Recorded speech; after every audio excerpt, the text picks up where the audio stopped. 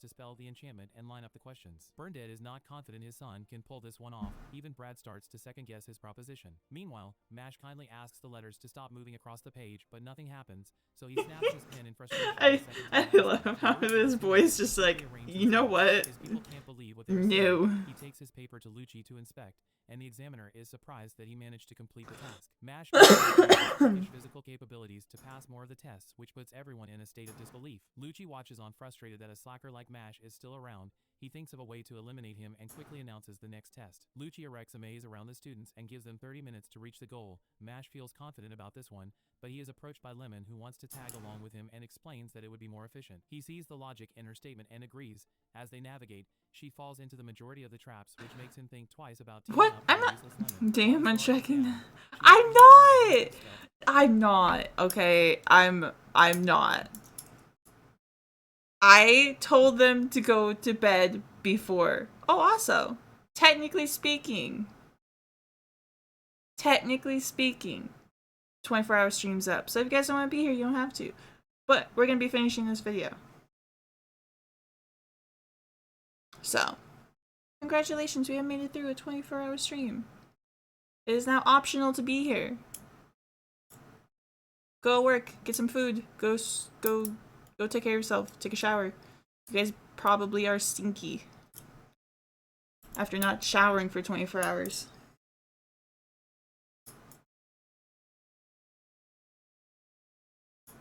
I'm staying till you end it fully.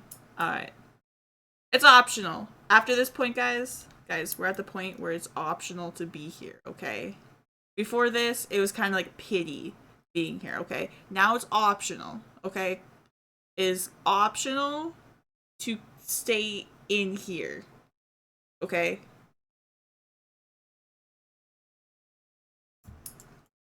Also, Jags is apparently sick because they decided to stay up and watch like 20 of these.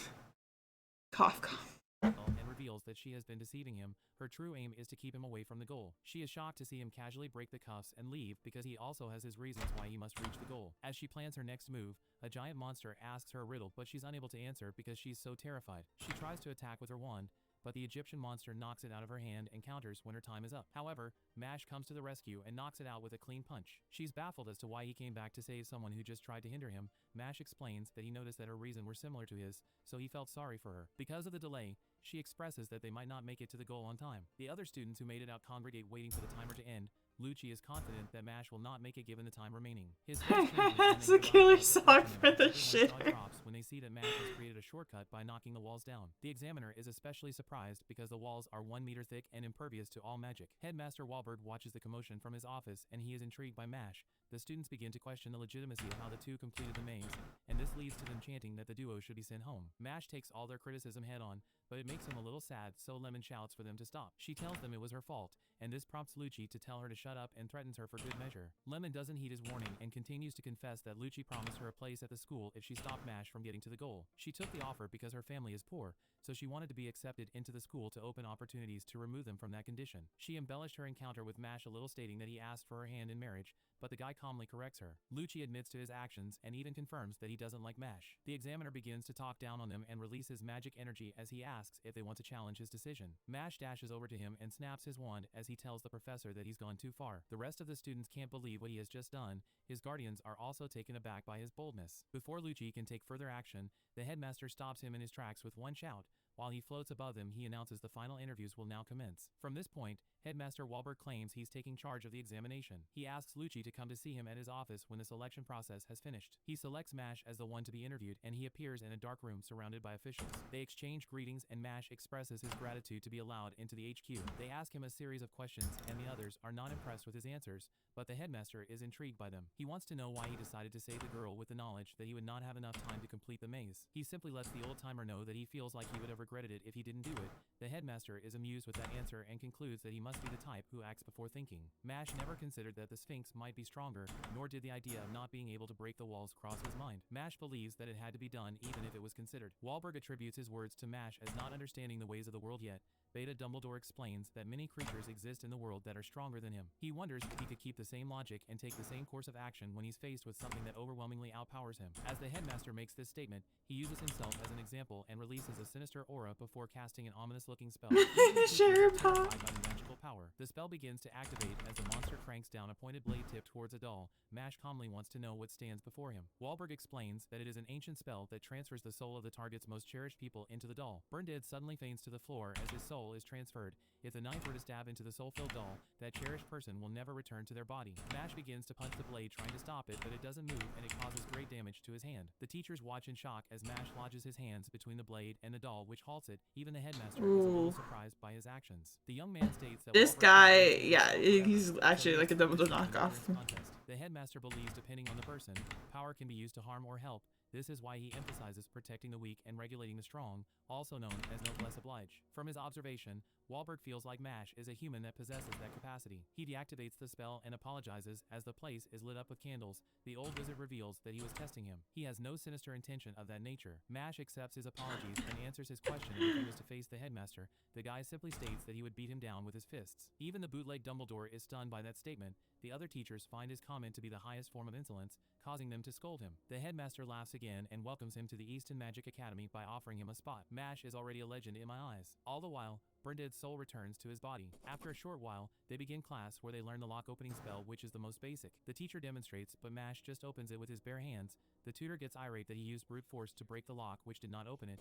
She reminds him that he's here to learn magic. She is shocked when Mash explains that he's not good with magic. Finn sits next to him and already sees Mash as a troublemaker and knows to keep his distance. Meanwhile, a group of seniors peek into the class with a sinister look as they smile. Later on, Finn looks for his dorm hoping that he's not staying together with Mash. He reaches his place of stay and is surprised that there is no door. He turns and sees he is rooming with Mash, who is holding the door. This is not his ideal situation. The two introduce themselves and Mash just warns him that he might cause trouble because he doesn't understand how things work yet. He changes into his workout gear and begins to introduce his muscles, which Finn finds strange. Now that the ice is broken, he asks how to become the Divine Visionary. Finn explains that one has to collect gold coins by excelling in tests, coursework, extracurricular activities, and school life. Silver and bronze are awarded for lesser performances. No matter how many gold coins one collects, if grades are not kept up each semester, one will be suspended. After hearing this, Mash holds his head in despair, but he snaps out of the mindset quickly and offers Finn a cream puff to cement their friendship. Things continue with Mash eating cream puffs in his dorm while his roommate does some studying. He interrupts Finn to ask if he could lend him his broom for his class the following day. The guy brought a giant plant root thinking it was a broom, which surprises Finn. Finn concedes and agrees to allow him to borrow it.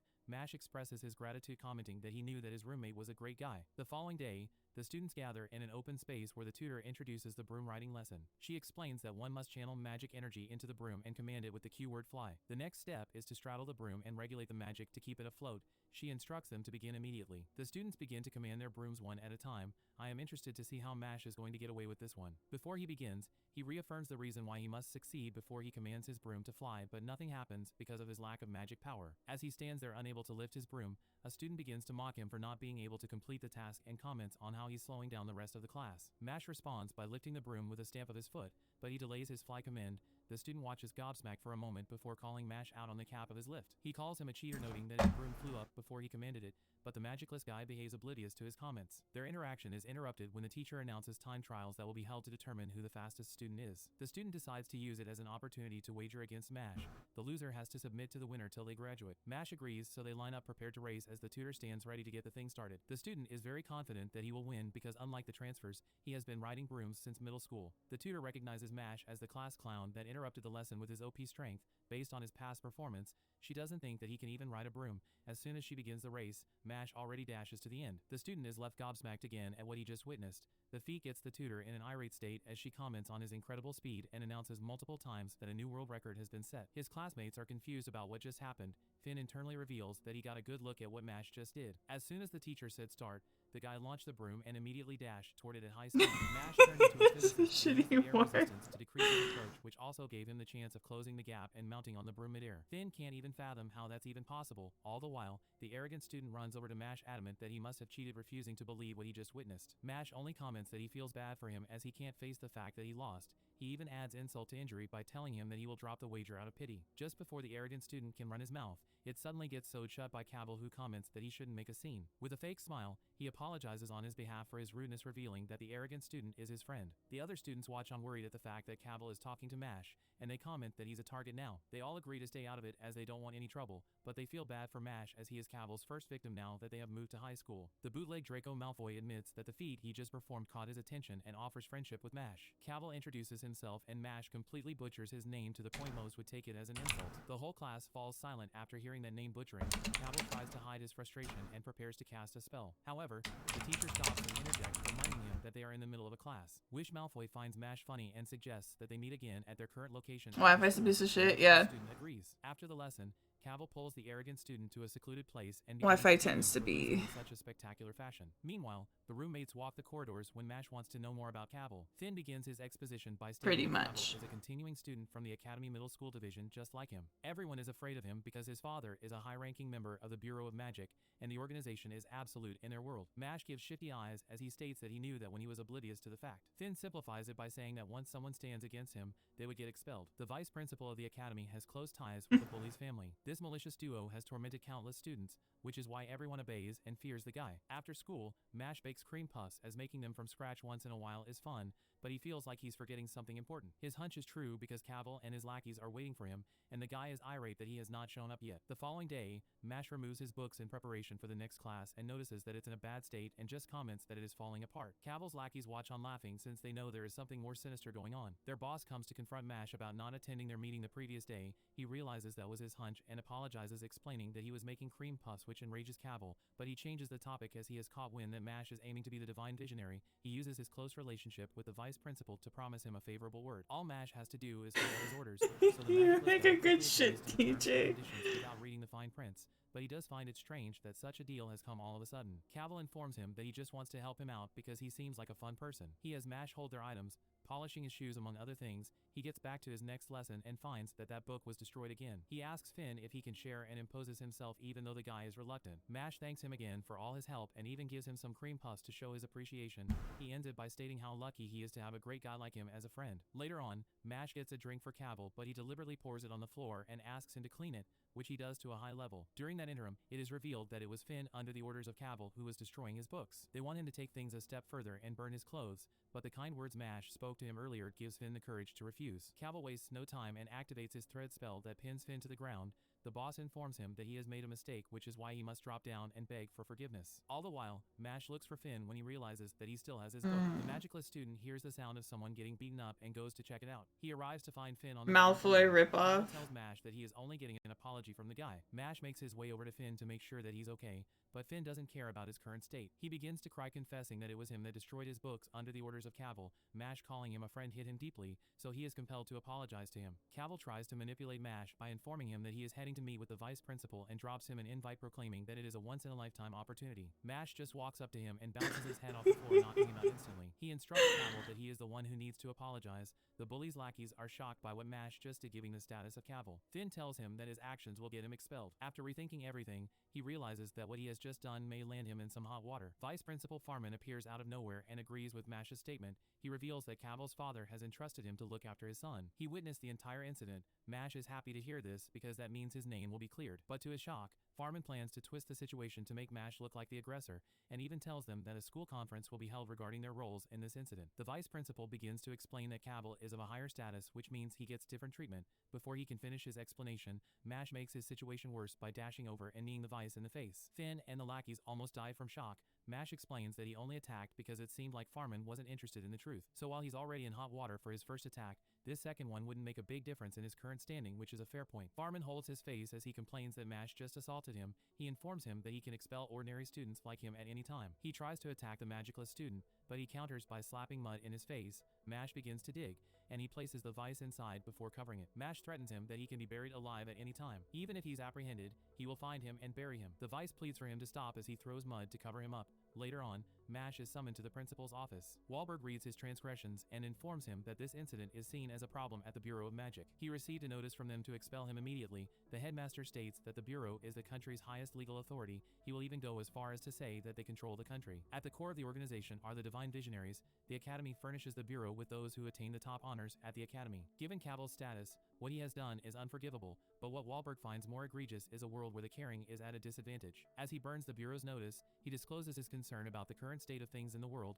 This was the main reason he took the position as headmaster of the Academy years ago. He sees that at the top, things only work to serve the elites. He acknowledges that there are so few people like Mash who sacrifice themselves for what is right. The Divine Visionaries who lead the Bureau have their role to carefully consider what people desire, which is why he hopes that someday Mash will become a Divine Visionary. He tells the headmaster that he already plans to become one, so the old guy is happy to hear this. Mash gets information overload when he tries to explain how to achieve that goal, so he simplifies it, stating that he should earn high marks in his classes and school activities and acquire as many coins as possible. Wahlberg promises to deal with the Bureau and the vice principal. This will leave Mash to concentrate on achieving his goal. As the student leaves, Wahlberg sees one more problem that Mash will eventually face, but he has faith that he will overcome it. Mash makes his way back to his dorm where Finn waits. He ended up with no punishment. However, his beating of Cavil and the vice gained acknowledgement from the other students. The following day, he is recruited to play Duello by Tom despite enlightening him that he can't ride a broom. The day of the match arrives, and the crowd goes wild. All the players float on their broomsticks as they play the game. Mash tells them that he can't fly, so they start to heckle him by throwing things at him. The game of Duello continues as the Lang dorm dominates. All Mash can do is watch from the ground due to his inability to use magic. Given the situation, he wishes he was home relaxing instead. Meanwhile in the crowd, Lemon and Finn watch on, worried that Mash hasn't taken to the air yet. The team captain Tom comes down to give him a pep talk. He states that Mash swore he could be number one, which he denies ever saying. Tom advises him not to be complacent and makes an analogy to bamboo, which just confuses Mash. He even begins to speculate that the captain might be high on the hush-hush based on his nonsensical comments. Tom forgot to tell him the rules of the Quidditch clone. To be honest, this game is borderline copyright infringement. JK should lawyer up. Both teams fight for control of the ball midair and score points by JK should lawyer up. The use of magic is forbidden as the sport emphasizes on broom technique.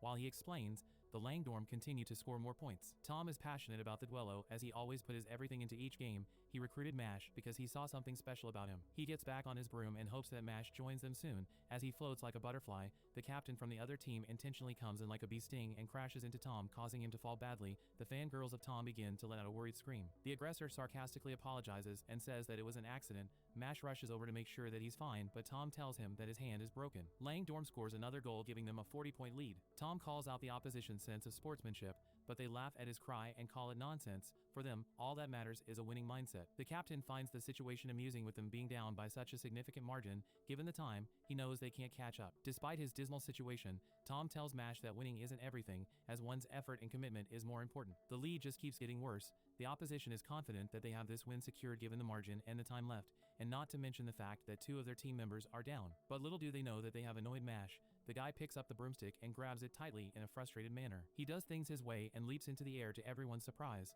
but someone points out that he's stopped in midair. Upon closer inspection, the students figure out he's maintaining his elevation with rapid quick kicks, which just leaves them dumbfounded. Mash asks his teammates to pass him the ball. He's faced with the other team who rush to take the ball from him. However, they get a rude awakening when Mash hurls the ball from a distance that jets past the opposition and into the ring, scoring his team a point. Everyone is amazed by the shot, but they still specify that the limited time and the points gap are an unfavorable situation. A keen spectator notices the ball's trajectory as it comes back to Mash like a boomerang. They scream collectively in disbelief. He uses his unnaturally strong fingers to curve the ball in such a manner that he just continues to spam the shot like that one cousin who spam moves in a fighting game, and within no time, he surpasses Lang dorm's score but continues till he sets a new all-time record. Lemon watches with heart-shaped eyes as the announcer declares Adler Dorm as the winner of the first Duello match of the season. The crowd go wild, and they begin to apologize to Mash for their earlier heckling. Due to their record-setting score, the team were given silver coins. Mash inspects it, wondering why the shape is so odd. Finn is still impressed by how amazing that game was and is dazzled by how quickly Mash has managed to get such a prestigious reward despite the fact that he has only just transferred. He is grateful for the admiration, but he doesn't think he will be playing the game again. Tom interrupts them with a call, and as he walks towards them, the girls start going wild. As he approaches, Finn thinks that he's coming to cause beef. However, it's the exact opposite as he hugs Mash while crying and thanks him for the clutch win. Later on, The Magicless student's achievement is pasted in the newspaper, which Lance reads. He recognizes Mash from the entrance exam and destroys his picture as he recalls that he risked failing for a stranger. He labels him a naive student while opening his locks before picking him as his next target. The following day, Mash sits in class as Tom tries to get him to come to practice, while Lemon attempts to get closer to him by offering to study all their classes as she holds a tower of books, but Mash is not interested in engaging in any of them. Finn doesn't want to be roped, and so he pretends to be sleeping. Lance comes in and interjects, expressing his wish to join the fun. Tom immediately notices his double marks and speculates that he's a first year since he has never seen him before. Lemon is aware of Lance and points out that he ranked first in the entrance exams. She comments on how cute he is now that she's seen him up close. However, she stops her trail of thought because she has given her heart to Mash. The Magicless student tells the newcomer that what they were doing wasn't fun, so Lance suggests that they change that. Mash gets up interested, asking if they're playing hide and seek. The top ranked pulls out a bottle from his robe, pointing out that it is a special magic tool that is ancient. He opens the lid, which shrinks Tom,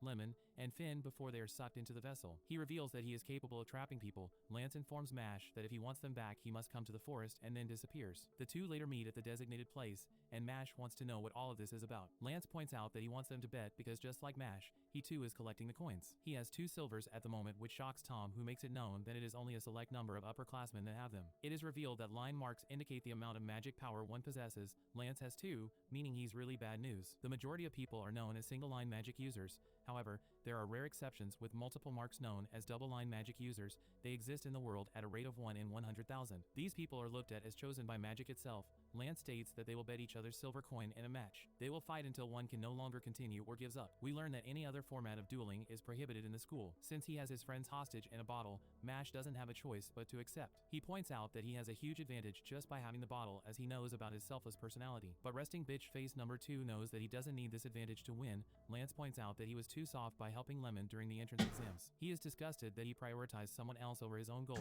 Tom and Lemon advise Mash not to take the fight. The Magicless student has had enough of the long talk and wants to start the fight. Lance showcases his power by clearing the land using a gravity spell. The clearing can be felt by Burndead and Brad, who are lurking about, still trying to keep an eye on Mash. The officer expresses his worry, which catches Burndead's attention, but he quickly explains that he is worried about his profits. Back to the fight, Lance has cleared the place leaving concentric rings. Mash comments on the flashness of the performance, calling it unnecessary. Mash dashes towards him, which confuses the number 1, who feels like it's a bit disrespectful to try and win against him without magic. He pins him to the floor with his gravity spell and begins to I have a question, really quick.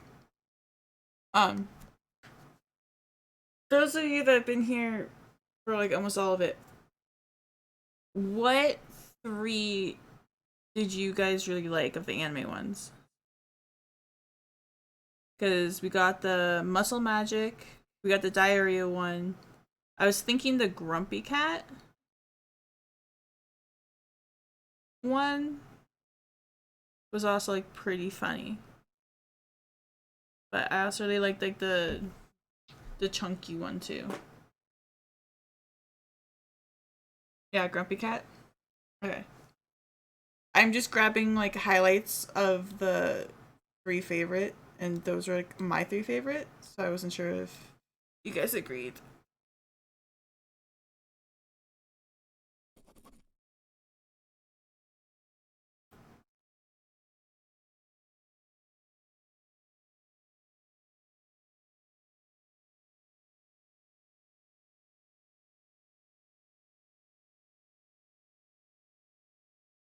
God. You guys are unhinged. Yeah, no, not that one.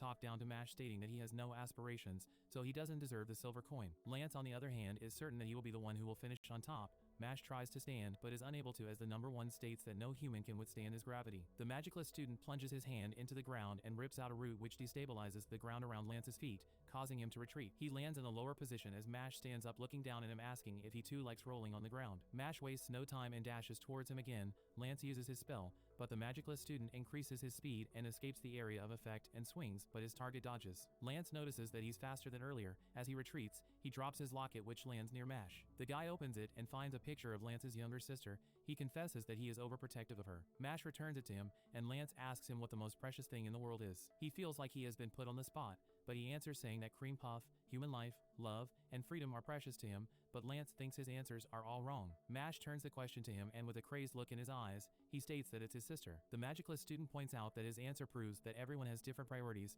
but Lance is disgusted and feels like the world is full of idiots because, objectively speaking, his sister is the most important. Mash just finds him creepy. The guy casually walks over to the edge of a cliff and dangles the bottle with Mash's friends inside. Lance explains that he's going to drop the bottle off the cliff and speed up the fall using his magic. When Mash tries to save them, he will be open for a finishing attack. Reminds me they're burning. Yeah, Nico, you haven't been to bed yet, have you? He has a flashback that explains his motivations. His sister became ill with an incurable disease that will strip her mark and magical power in the next 5 years. When that happens, they will have to hand her over to the authorities, who will exterminate her, as the genetics for non-magic users can't contaminate the gene pool. Lance promises to become a divine visionary so he can enter the Bureau of Magic to change the rotten system. His current action is to save his sister by any means necessary. He drops the bottle and activates his spell. As it jets down, he turns to Mash and is surprised to see that the guy has changed into his gym gear. The magicless guy warms up and enters Sprinter's start position. He activates hamstring magic, trying to cap his magic power. Lance looks a bit confused because he has never heard of a spell like that. Mash's veins start to bulge as his muscles tense. An aura can be seen around him as he prepares his big bang dash. Before he sets off, he tells Lance that losing to him and not rescuing his friends never existed as options for him. He springs off, and in an instant, he's back with the bottle in hand. Lance can't believe that makes sense. He wonders if Mash is using high-level physical enhancement magic. The magicless student states that they should stop because Lance doesn't seem like a bad guy, so he doesn't think they should be fighting. Mash points out that the bottle he dropped was empty. He dashes over and reveals the real one and frees his friends. Lance concedes the battle and gives him the silver coins and leaves. All the while, his friends are so grateful for the save. This affection makes Mash regret opening the bottle immediately. That brings the episode to an end.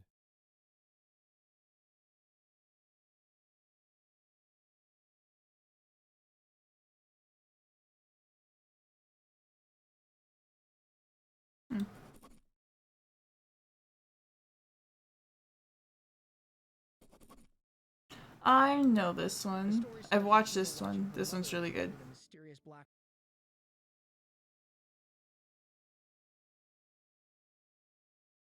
hole, but in a normal household. I gotta watch Oshinoko.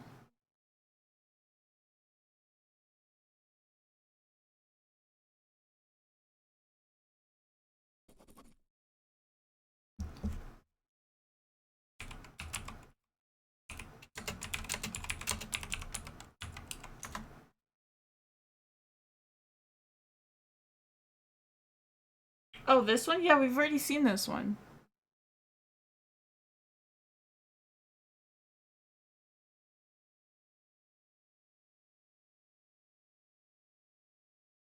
Yeah, we already watched it.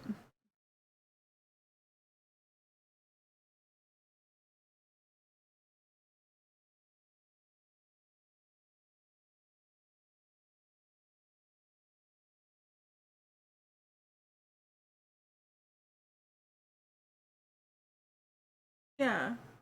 Fair, you were here when we watched it.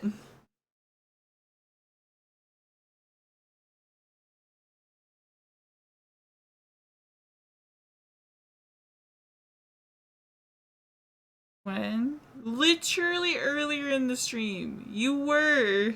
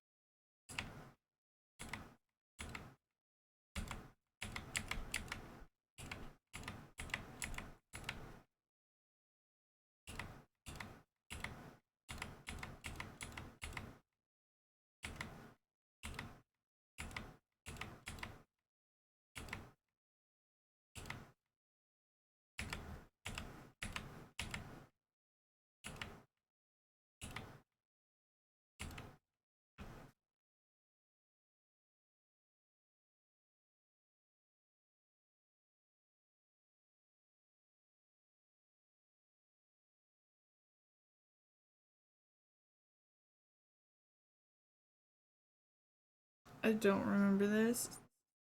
I do. We literally watched it on stream.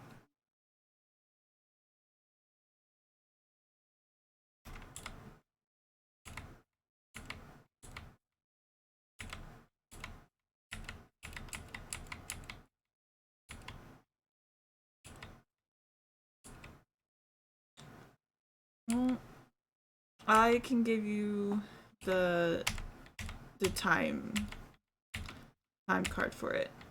Let me finish grabbing these two clips.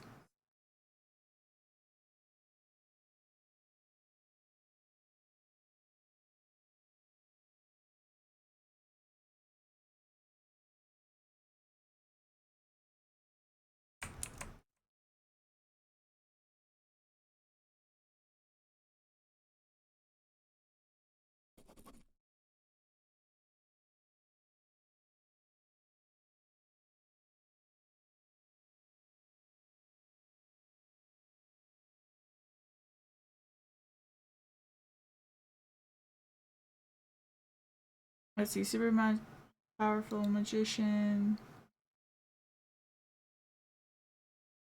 weird dude, brother, sister, small king.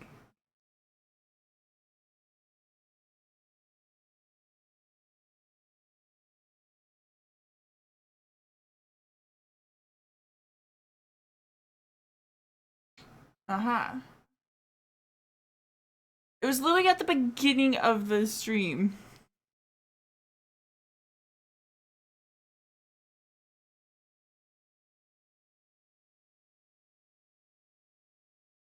I'll give you the exact time. Okay. 4 hours and 57 minutes. It was when we had 19 hours and 3 minutes left of stream. And you are there. Wait, no, wrong one. Hold on. You were there in the chat.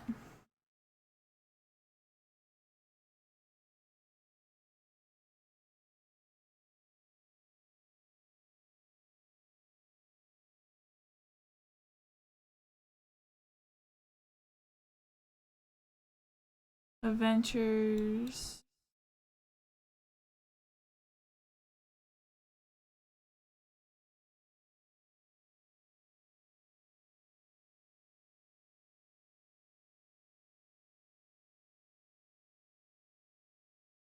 I'm looking for the exact time. Give me one moment.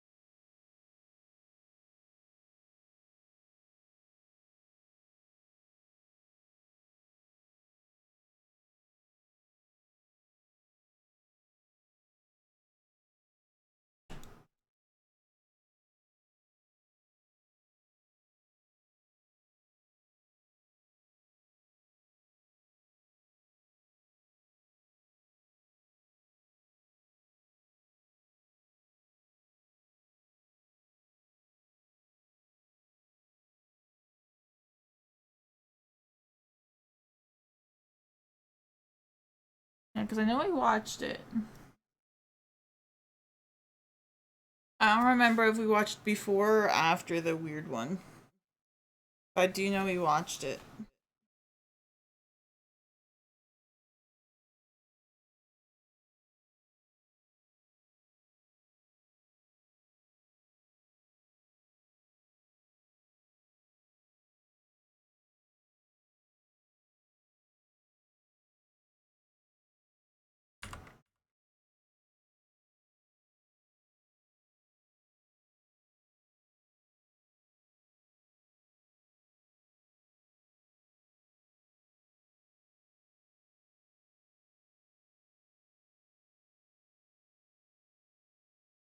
I remember watching it. It's the one with the two twins. The one wants revenge and the other one wants to be a model. I think it was like really early on in the stream. I'm pretty sure it's like one of the first ones we watched.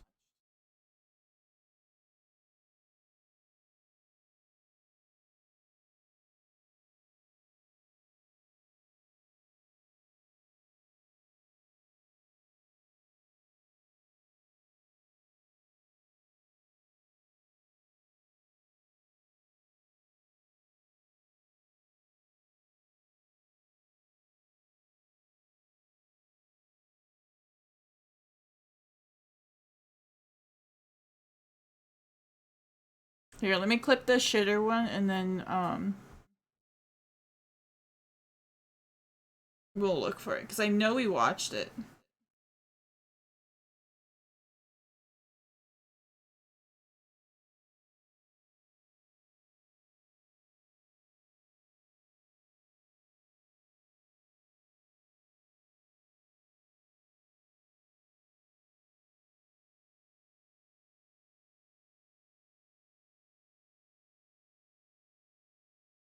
No, it's not a model munch, it's an idol. What?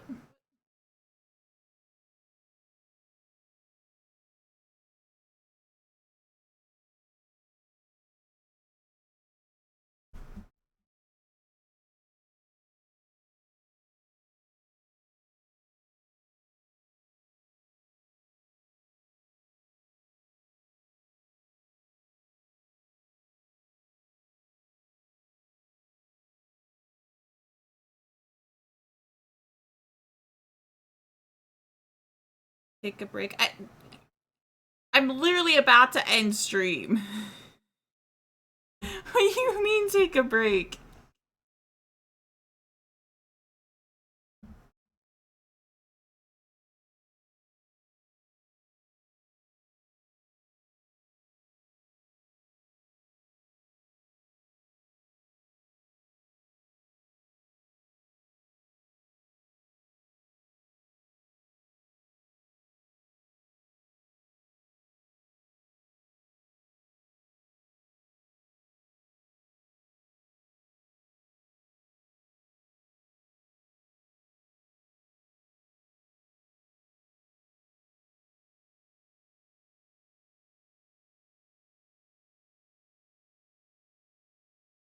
That's true. I'm clipping the shitter.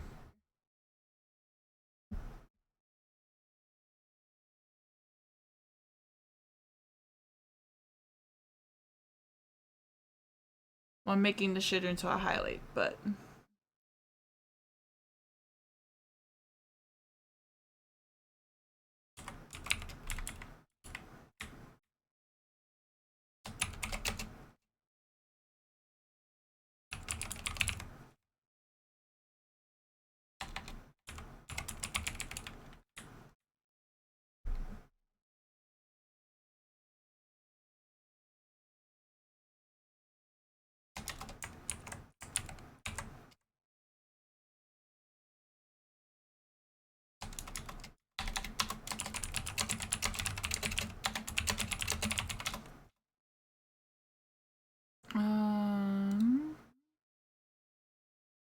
goofy clips.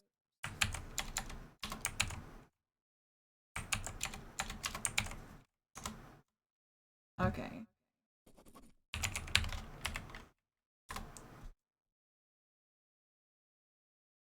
Here. Well, let's look for it because I remember watching it.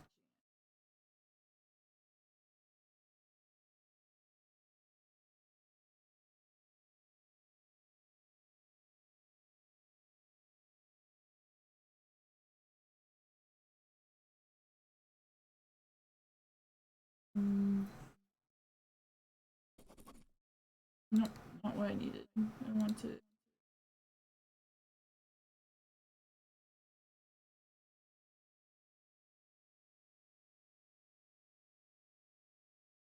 D&D.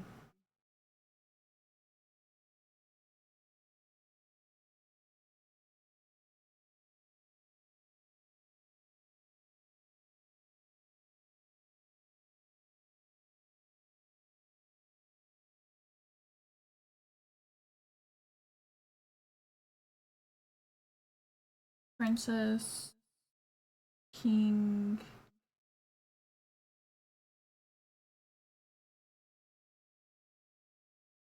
This is the mother.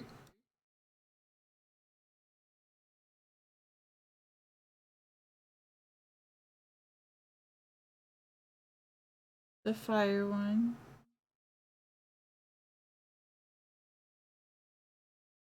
Fat king. The girl then leads into this one.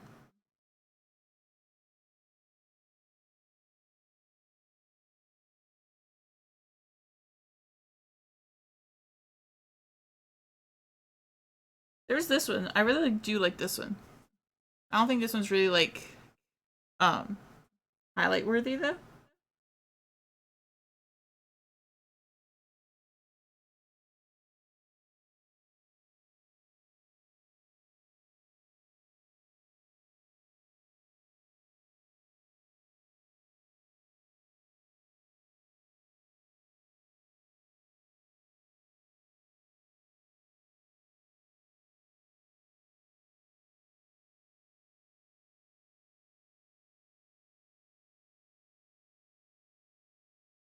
The adventure one.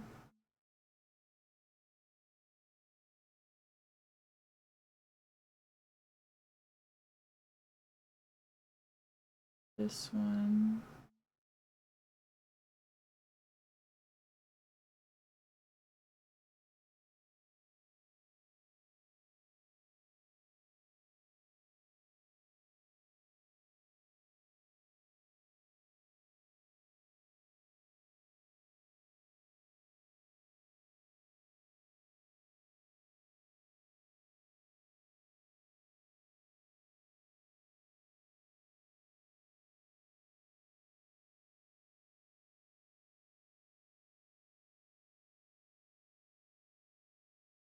Here's the cat. I know we watched it.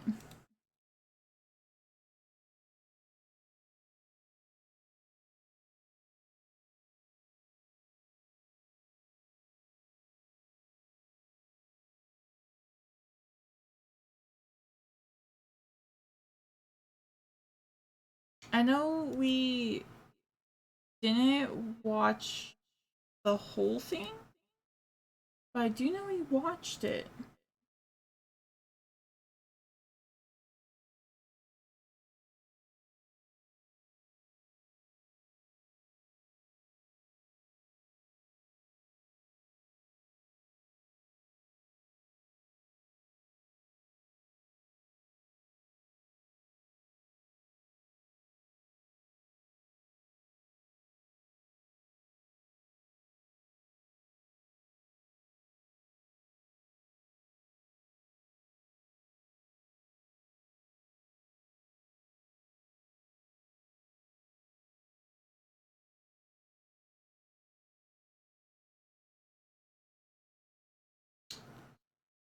Um,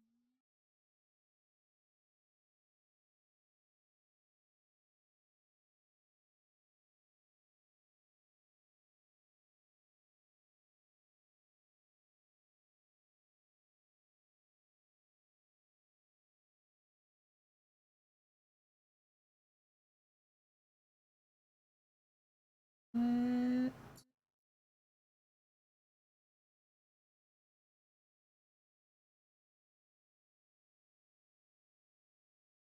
I remember watching it on stream with you guys because I did not watch it off.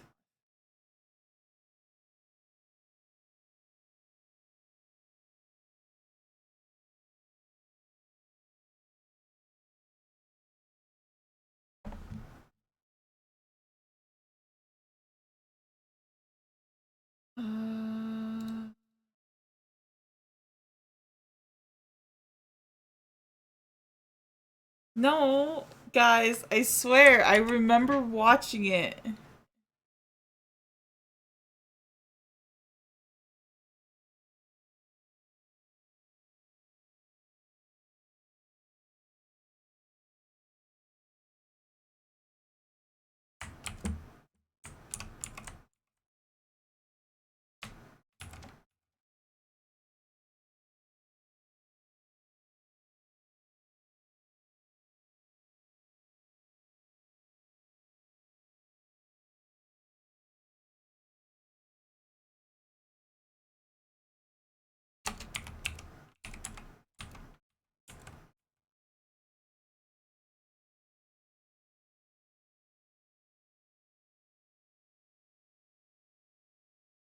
Yeah, we did watch it. We watched it at 06:01 in the morning. Twins get reincarnated, but one seeks revenge while the other one seeks peace. We watched it.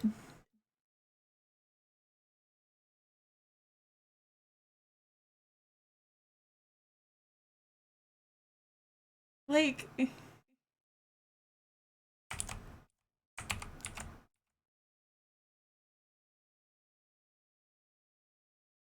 let me find it then.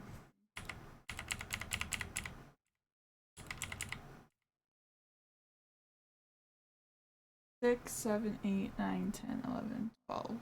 1, 2.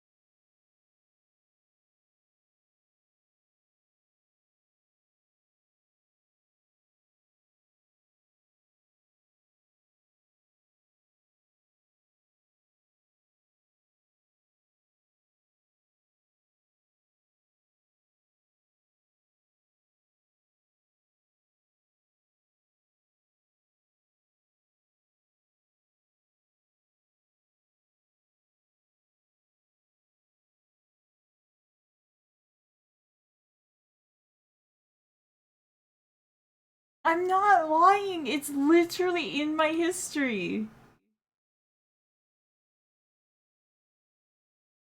Look.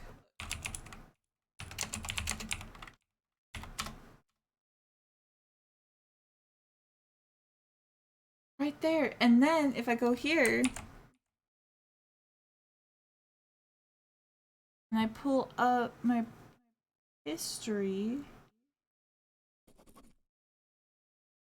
and I go down here to 6.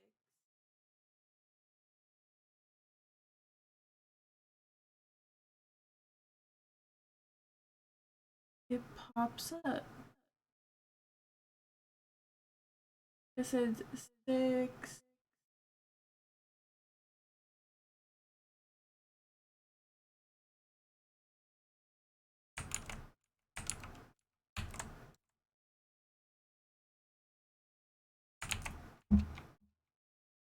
Right there. Yesterday, Saturday.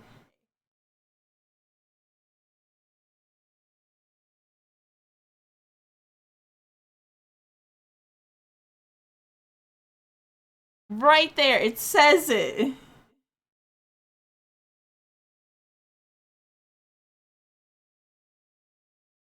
What?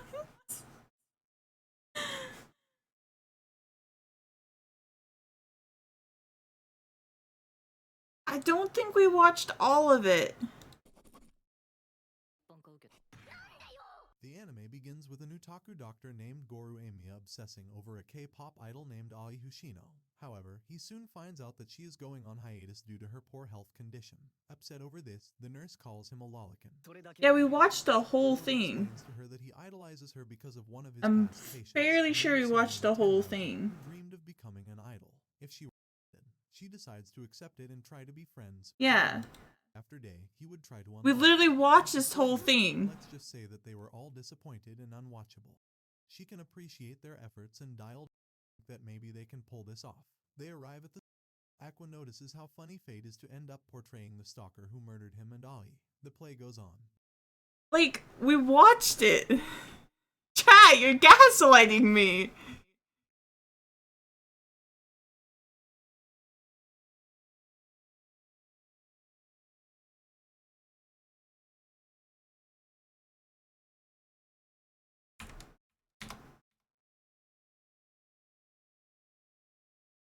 No. We literally watched it. Do we just need to like rewatch like the whole 24-hour stream?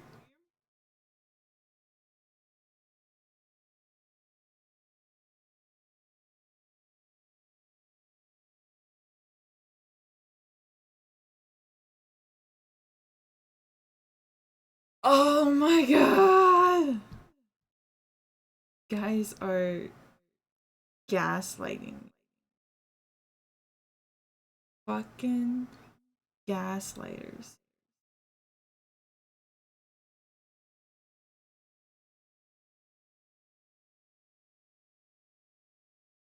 Was this near the end when you watched it? No? I don't think so. To be fair, we did watch, like... We did watch, like, over, like, 200 different one of these.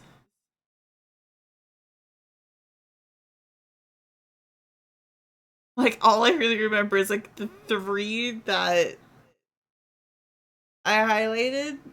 But I swear to God, we watched it.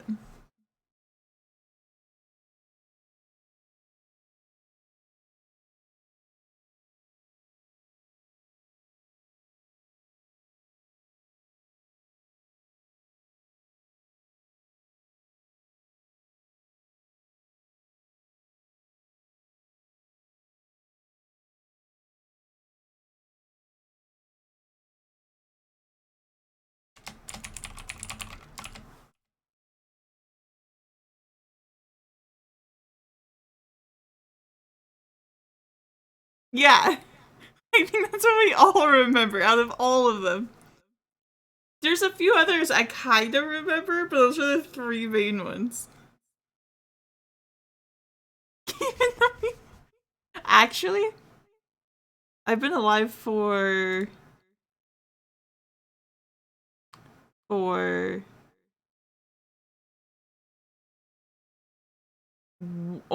like 1 day and like 53 minutes. That's literally what this says is 1 day and 53 minutes. Hi, Wolfie. Yeah. Like, we watched a lot. First, like, hour and a half was literally, like, D&D.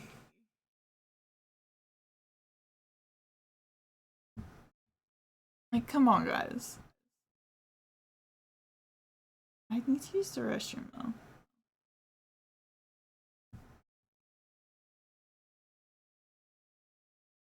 It's okay, Wolfie. If you want to watch the 3 best ones, they are, up on Twitch. But I'll probably end up, watching the stream in, like, 2XD when I wake up and grabbing more highlights and stuff of different ones. Because there's a lot of good ones, but those 3 are, like, by far the most funny.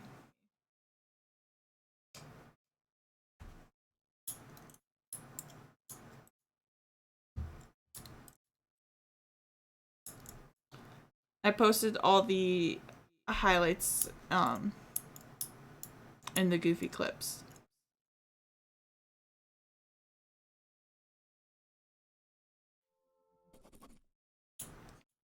The shooter has you in tears.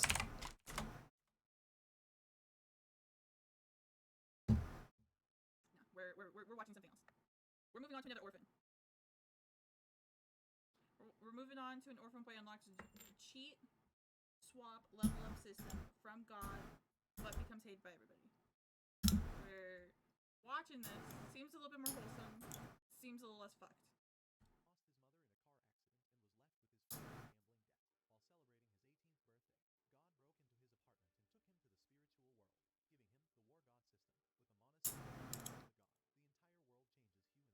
Yeah, this one is 43 minutes long.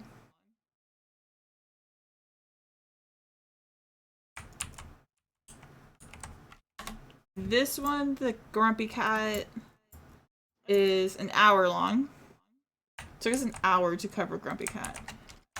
And then Buff Magic is about an hour long.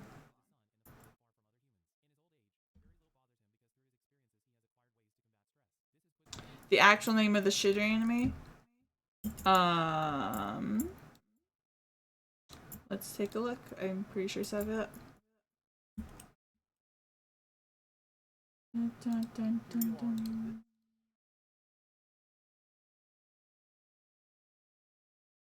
Pretty sure I still have it up.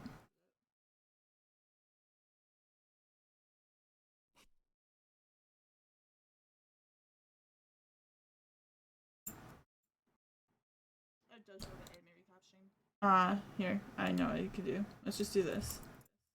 Anime. Right here. Dariel is a 34-year-old. Nope, not you. Where's...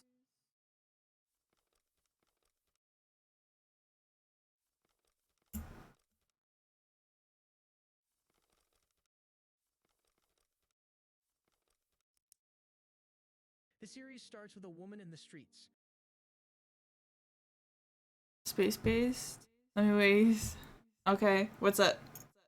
What's up, space-based?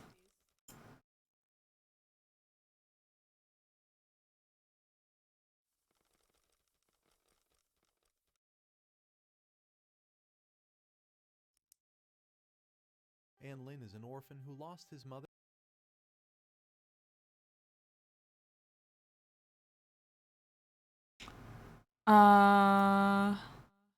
Hold on.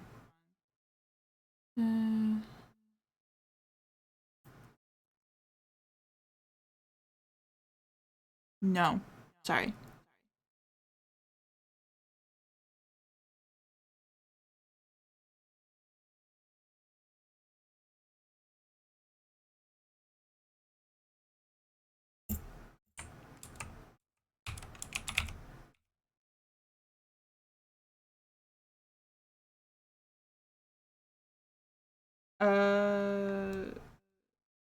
Is it actually called World?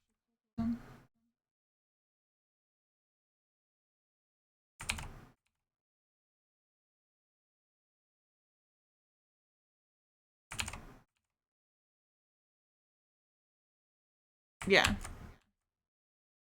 It's called War God System. I'm kind of new here. I'll put in chat. That's the name of the shitter one. The DJ shitter one.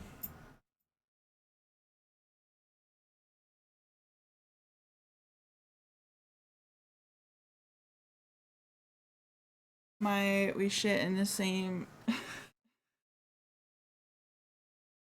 Yeah. Oh. By far my favorite.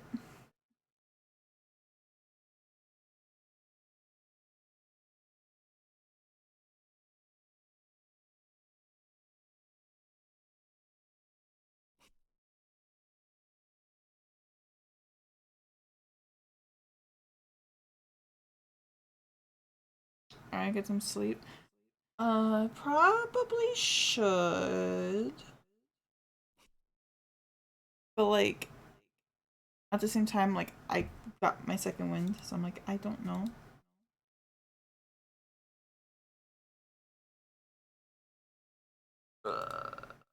I'll probably pass out though once I lay down, so probably should. 25 hours, that's true. I've been up for 26 hours.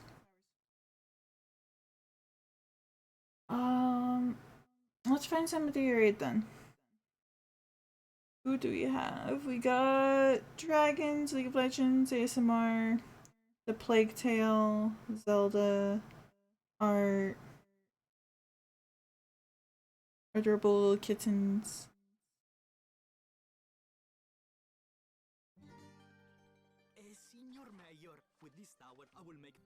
ASMR, Roblox, Toontown.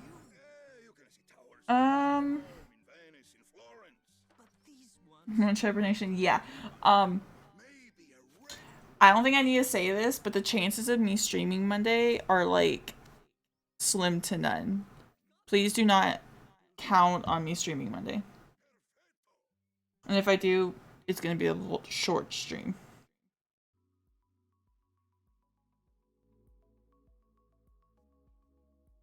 You guys want to watch some kittens?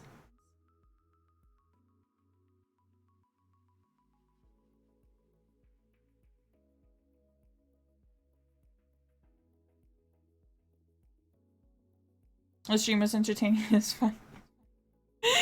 We did nothing this whole stream. All we did was literally watch YouTube.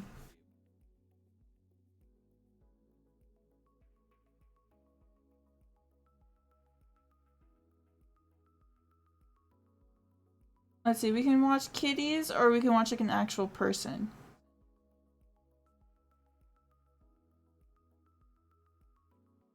Because I was gonna say like ASMR, but kittens do be kind of cute.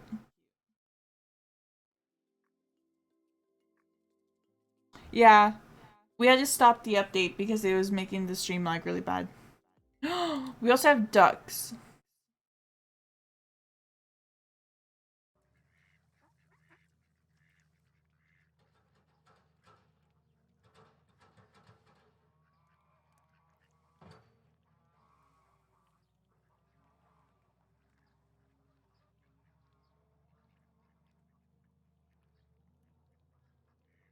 Let's see, we also have Fire Kitchen, which is cooking.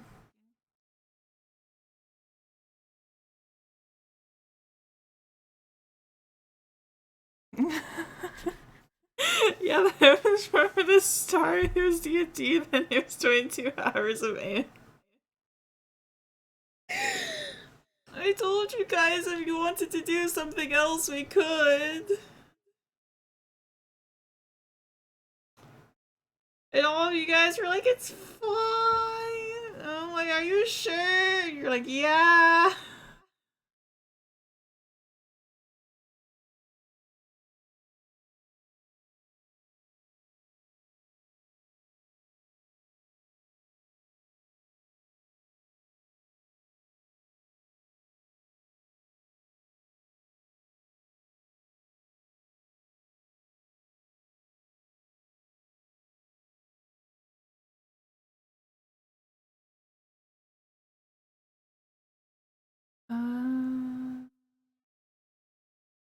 Very quiet. It wasn't a dull moment.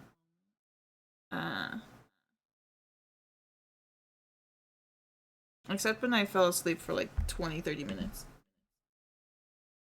Which is really weird because I've never done that.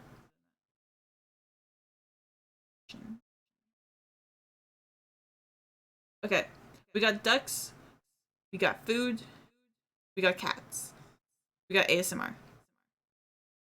Where are we going? We're gonna make a poll. Great.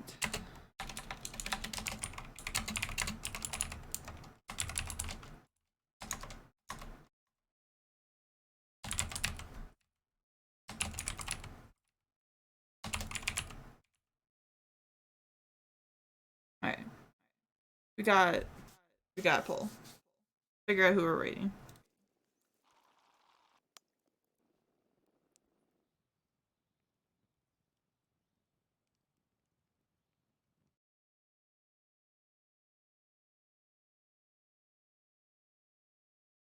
Oh, he's added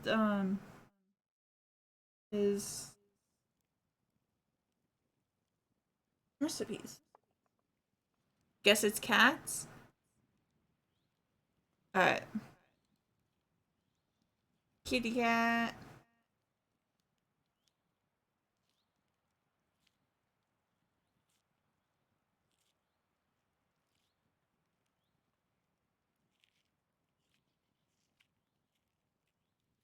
Yeah, this dude cooks everything over a campfire.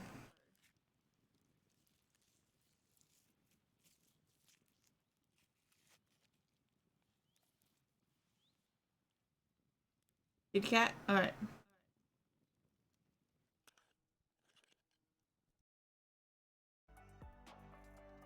One for ASMR and one for kitty cat? Okay. Low-key hungry now? I know, I'm starving. Alright, we're gonna read Adorable Kittens. Okay, guys. Next stream should be Monday, but don't hold me to that. Cause yeah. Oh shit. I don't need this counter on. I'm not doing another 24-hour stream anytime soon. Next 24-hour stream will probably be like next month. I don't know. Thank you guys for hanging out with me. I appreciate it. You guys are amazing. I love you. Community night. I want to have one probably next weekend. And maybe we could watch one of those animes we were looking at today. I love you guys. You guys make my days. I'm so happy you guys showed up. Yeah. I'm really happy you guys showed up. I was really nervous about this stream. Yeah. Community night I might skip out on streaming this upcoming Saturday, which is most of you guys' Sundays, to have a community night so we could watch one of the animes we were looking at. If you guys want to. I'll play some games. But I'm gonna go get some food. I'm gonna go lay down. I'm tired. I'm typically in the Discord so if you want to hang out. But we're gonna go raid. And I love you guys. So bye bye. And I'll see you next time in the munch box. Bye bye.